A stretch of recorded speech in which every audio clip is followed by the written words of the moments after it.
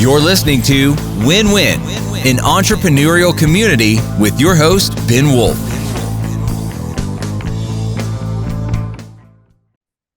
And welcome to the Win-Win podcast. This is Ben Wolf, as always, your host. I am very happy to introduce our guest today, who is going to talk about how to be the disruptive successor in a family business. Our guest today founded the Goldhill Group, which provides coaching to multi-generational family business owners of construction, manufacturing, and service businesses. He's the author of Disruptive Successor, a guide for driving growth in your family business. We'll put the link for Amazon on the description here. And you can find out more about him at thegoldhillgroup.com. And with that, I give you Jonathan Goldhill. Welcome, Jonathan. Hey, Ben, thanks for having me on the show today. Well, I appreciate you making the time for this conversation. And I guess I would love it if you can introduce our conversation with you by giving people a little context. Sure. How did, a little 2-minute background in terms of how you got, where you came from and how you got to be doing what you're doing now and what we're talking about now. That's great. Well, so my mother and father came from Great Neck, New York, not far from where you live and are based. In Long Island. And my grandfather and his two brothers and their father built a very large clothing manufacturing company that was based out of Philadelphia, headquartered in Manhattan.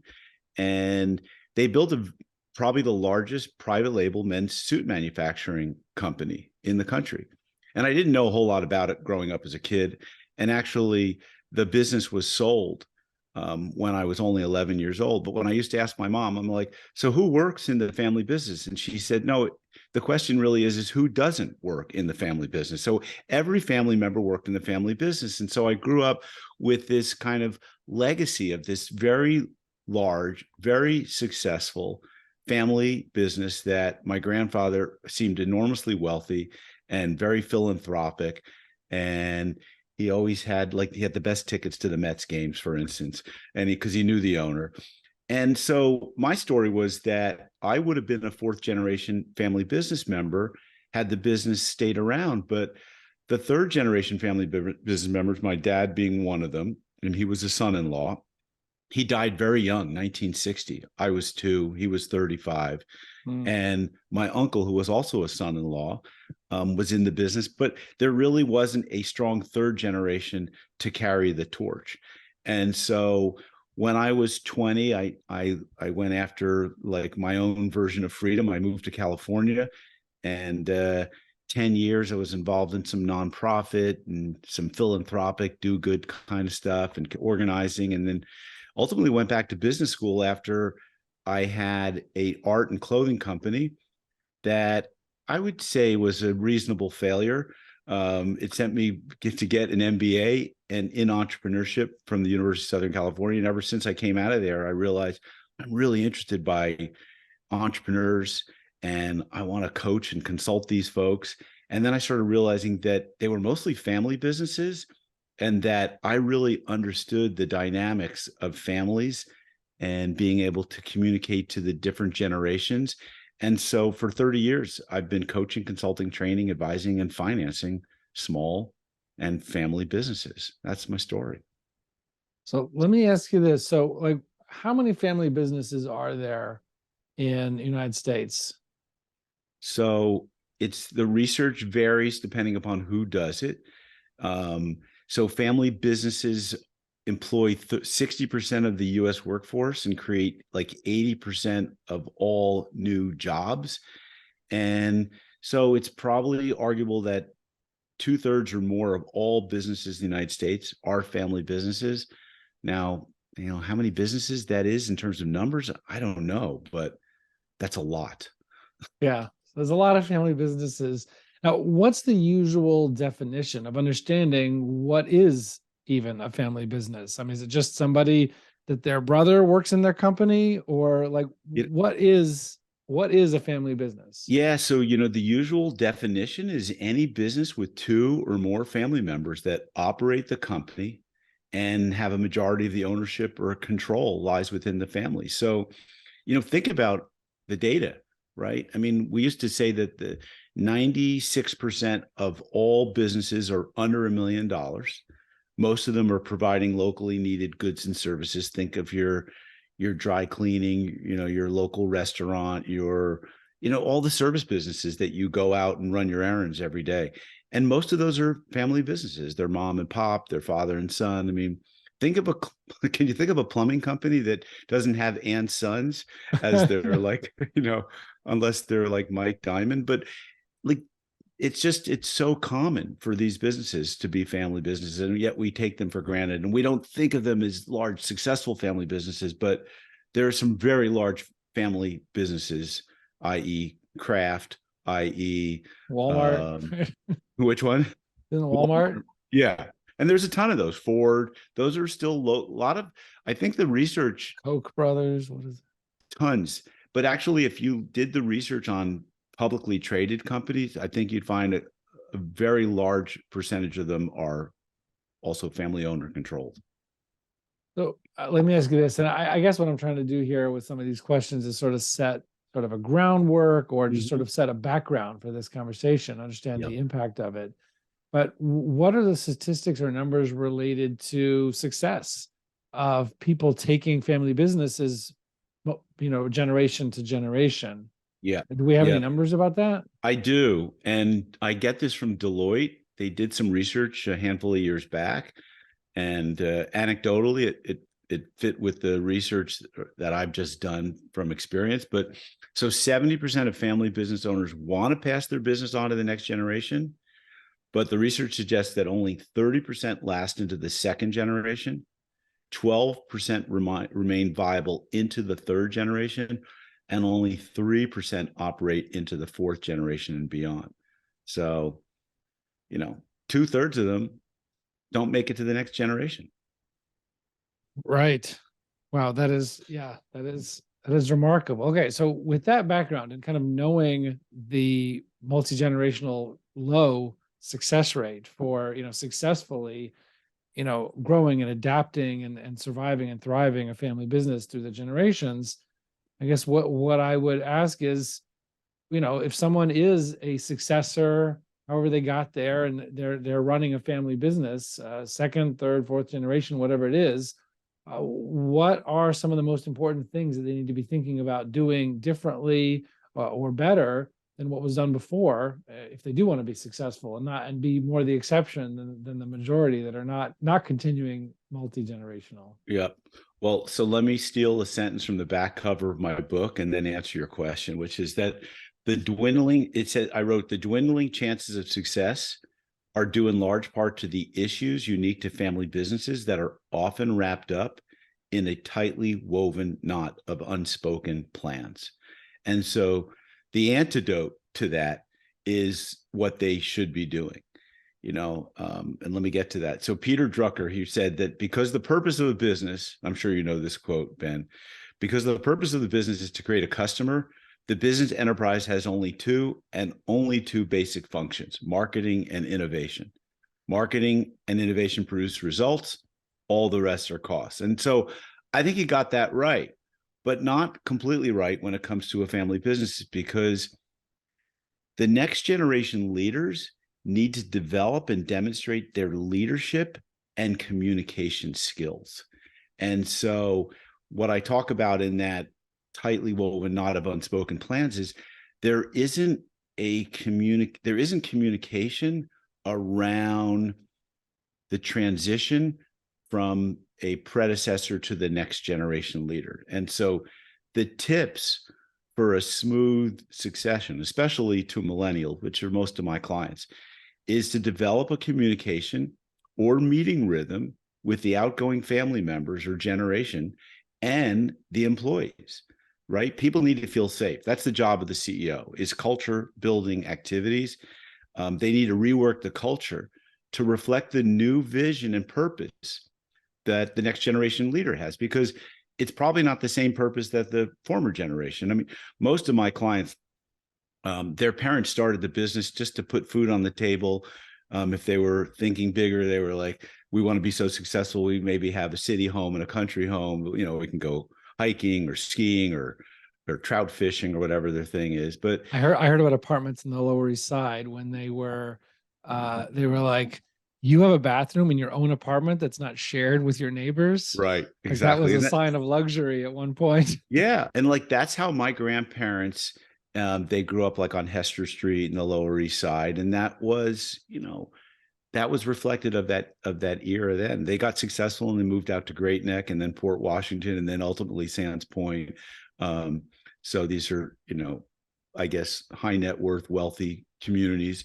But like so they need to develop this communication and a meeting rhythm. And I think this is what so ties in so nicely with EOS and the work that you're doing and the work that I do with my clients, which is that they start to set up meeting rhythms where maybe they're using we use a software that's compatible with running your level 10 meetings. And in that software, they establish rocks. They could even have a traction plan with 1 year and 90-day goals and track to-dos and even report a set of KPIs or metrics. So in a family business where you need to transition from one generation to the next, why not use the same type of meeting rhythm and structure and set a default agenda and start talking about the topics that are important for the next generation's ascension to the leadership? Or if the next generation leader is truly a disruptive successor, it's a chance for them to share their vision of where they like to see the business going over the next 5, 10, whatever their year period that they're looking at, what their big, hairy, audacious goal is. And for the older generation to kind of get with the program and start to see, okay, my kid's really got a vision for where he's taking this business, and I trust his leadership and his management. And because it's this passing the baton from one generation to the next that makes it so difficult. And what we are doing, I'm saying we, like you and myself, we're providing or giving them a framework for having these conversations and discussions. And so if you don't mind, I'll just keep sharing. Like one of my clients actually wrote me this testimonial, and it was specifically around pre-working with me and after. And they said, like, before John, we did have weekly family meetings, but they didn't start on time. It was easy for someone to miss them. And just putting a hard start and stop time to the meetings made them easier to attend and more enjoyable, knowing that there was an agenda and we had to stick to it. Plus, when someone did miss a meeting, there was a recap that was sent out that allowed everyone to stay on the same page. And he said this was like a big win. It's been, the big win has been all the time we have gotten back by making our meetings razor sharp, where we tackle hard issues quickly and efficiently. Decisions are made, to-dos are established, and accountability is visible to all. And it only took about 2 months for everyone to buy into the program and start really using all the tools available. I mean, what a great story that is. And this is a company that's got 5 family members, 2 generations, father and mother, and 3 children. And it's amazing to see the transition that's happened in the 9 months that we've been working together, where the father doesn't even go into the office now 4.5 days a week. Goes in when he wants. It's incredible freedom. Let's take a business like that. Like before you came in there, right? You talked in that phrase you used was very interesting. Unspoken plans, like a knot of unspoken plans. Yeah. What do you mean by unspoken plans? What are some examples so people understand what you mean by that? What are some unspoken plans that people have, or in this business, like what were some of the unspoken plans that different people had? Okay. So there are unspoken plans about, so Ben, what's your compensation going to be for this job that you're going to be doing? And what do I expect from you as far as being stepping into the leadership role? Like, am I going to run this business from until I die? And then am I going to run it from the grave? Like, what's the transition of ownership, transition of decision-making power, transition of leadership and leadership styles? All of this stuff becomes spoken when someone like myself brings this to the forefront. But until then, they're just maybe hiring their child or their niece or their son or daughter-in-law. and just never really specifying how is this transition supposed to take place? What exactly is your job? How much are you getting paid? Like any other job or like any other person that you would hire. Yeah, I mean, so there's a lack of transparency in a lot of the transition because there's no real discussion around what does succession look like. There's no real articulation of, well, what skills do you need to learn to be a leader? And probably today, more so than ever, the next generation leader is maybe studying leadership more than the predecessor studied leadership. There's more books on the subject. There's more TED Talks, more YouTube videos, more coaches to mentor these individuals. And so the transition of leadership might go from one of being a command and control style leadership, where the father ruled with a pretty heavy, an iron fist. And the son is like, no, we need to be more consensus building. We need to be more open, maybe open book or so there's a really big gap in the generations, and to have some communication around what this gap looks like and how to close it, and how to be more transparent. Time has to be taken to train and mentor the future successors, and the next generation leader needs to be really respectful of the history and the success that their forefathers or mothers brought to the business, because it's oftentimes that they have technical knowledge that's way beyond what the younger person, knows about the background of, how to make things, how to produce things, how to sell things. And yet the younger person has to introduce the older person to, like, there are changes in the way we're doing things today. We're using technology, and technology is there's a huge void in family businesses around their readiness and using of technology. And the younger generation has to carry that torch. So there's a lot to parse out here. Right. And one of the things you talk and speak about is the 7 P's that you say are necessary for a successor who has taken over their family business to grow, let's say anywhere between 10 to 2x of their current revenue. So if you don't mind sharing, like, I guess, what are those 7 P's? Sure. Or, and maybe you talk about one of them, or maybe one or two of them, about, what's the first or most important that people need to be, that you find that people typically need to tackle, and how they could, go about doing that on their own. Yeah, that's great.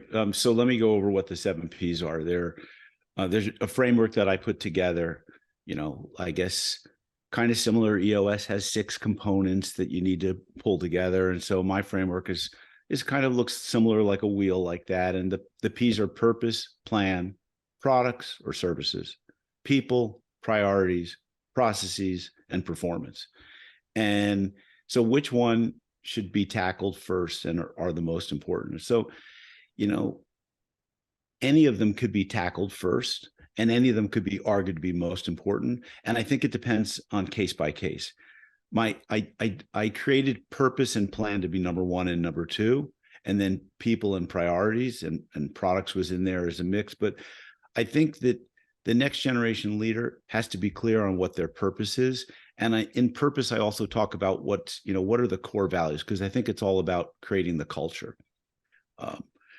But then I'm going to contradict myself by saying that once I start working with a leadership team, I think one of the first things I tell them in the first offsite is that the people is the most important element of what we're going to be working on during the first year. And we're probably all going to be reading Pat Lencioni's, the 5 dysfunctions of a team, because if we don't get the people right, like, it doesn't matter. You're not going to be able to execute on anything really that well. Right. Regardless of the plan or whatever purpose you articulate. Yeah. But, I was reflecting as I thought about this question, I was thinking about one of my real success stories that I talk about in the book. And I can be public about this because he's been pretty public, but Justin White of K&D Landscaping started working with me one-on-one in 2015 when he was just taking over the leadership role of his family's business. And so we worked a lot on performance, that particular P, where he was really starting to measure performance.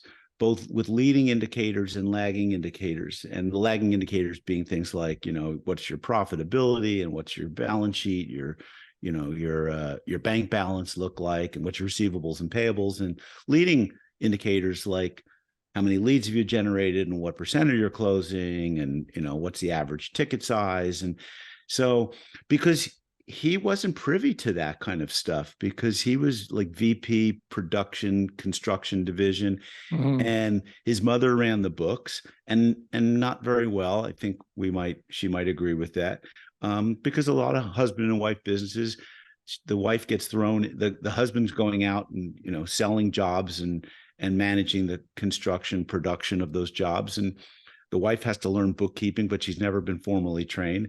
And so focusing on the performance in the P's was really important. Now, I think an inflection point in terms of change in his business was when we nailed the purpose, and it took us a full year.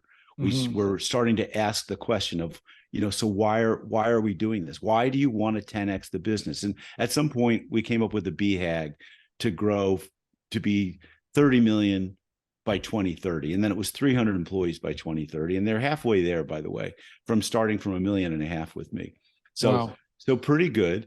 But like once we got the why, which we came up with was raise the bar, that why in my mind was an inflection point, because they drove that why into the business, into everything they did, into their work and visibility in the community, and into their hiring process and their onboarding, and everything was about like raise the bar in the industry, raise the bar in the business. And I noticed like the hockey stick just started getting steeper and steeper going up in terms of revenues and profitability, because it was all about like really having clear purpose and why. So I think that, we could argue that any of those P's you could start with. I think having a plan, having clear purpose, having the right people, knowing your priorities. It's like, we always say, how do you eat an elephant? One bite at a time. You got to start with probably where your weakest area is and start developing that. And for most people, it's going to be about developing their leadership. And when you develop as a leader, leadership, you mean skills, or the leadership people team? Leadership skills. First, you have to develop your own leadership, and you have to grow yourself first before you can grow other people. And then you have to make sure, do you have the right people on the team, and develop their leadership and get out of the way. Right. Would you consider that when you talk about developing your own leadership skills or your team's leadership skills, would you consider that under the people category of those 7? Would. Definitely. Yeah. Right. I mean, the most chapter in my book, I think I might have 2 or 3 that are on just the people element, because it's so hard to get that right. And it's such a critical element. It's the most critical element, in a business. Now, I could certainly echo that in terms of my own experience and in my team's experience, the fractional COOs at Wolf's Edge Integrators, is that, our biggest focus the first few quarters, at least, is getting the right people in the right seats at the leadership team.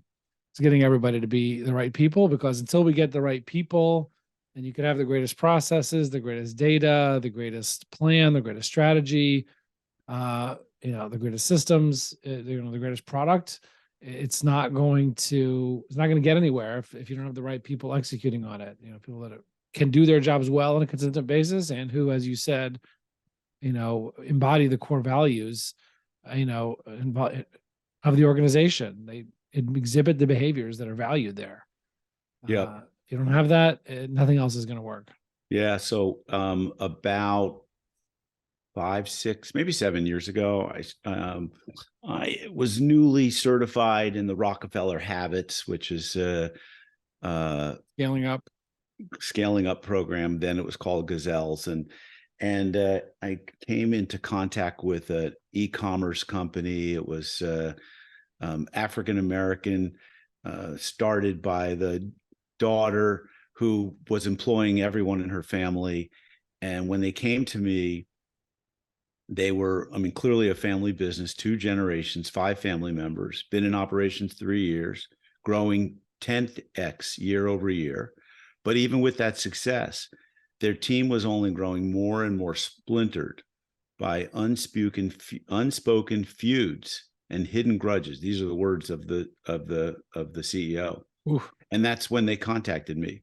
And that's when I started facilitating some executive team meetings to try and iron out the wrinkles that were keeping them from communicating with each other. We did DISC surveys or DISC assessments where we reviewed our DISC profiles. That was a tearjerker. We had some really difficult conversations in this family where, one of the sons felt like he was contributing a lot more value, and we had to iron out that and come up with a comp package to help him exit the business with a $500,000 exit in a startup, business. Oof. Seemed pretty painful, but once we got these conversations out in the open, and once they started implementing the Rockefeller habits and the scaling up principles, their business improved so much. It was really dramatic. Wow. Well, a last question on that. You mentioned when they did the DISC profiles with each other that it was a tearjerker. Yeah. Can you say more about that? Yeah, it's hard to remember exactly what transpired, but there was some heated conversations where one of the family members stormed out of the room of a 2-day, like in the first half day, and basically said, like, I'm done with this. I don't even want to work in this business. I'm taking all my stuff and my, what I've brought to this. I'm going to do my own thing. And so a tearjerker, meaning that it was tearing the family apart and it was upsetting. There was a lot of emotions and I've never had anyone storm out of an all day, a 2-day planning session. So it was challenging. How did the DISC bring that out? I think they started to recognize that their behavioral profiles and preferences were different, and they could start to respect each other's process for thinking and decision making. And I think just sharing the areas that they needed to make improvement in started to recognize their shortcomings, and it made more obvious things that some companies might intuitively understand, some families might intuitively understand, and others had blinders to it. I think this family had some blinders to it. Yeah. No, I definitely see that. I actually had a conversation this week with with a leadership team member and a trusted advisor or coach that business was working with, and the leadership team member felt like this trusted advisor was trying to nitpick at the things that they said and to demonstrate dominance. That was how it was interpreted. But then with more time and exposure, they came to realize that no, that person is just like an engineer brain.